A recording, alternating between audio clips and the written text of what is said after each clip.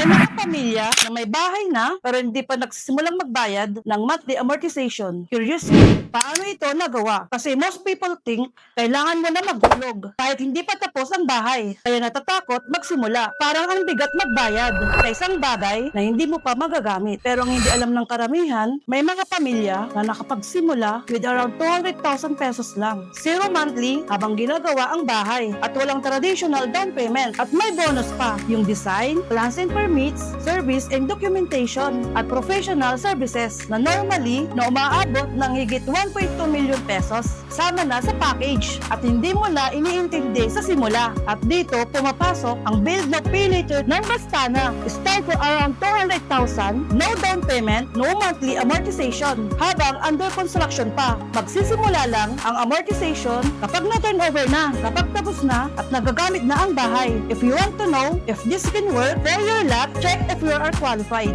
Book for free consultation now. Message us or click the link below.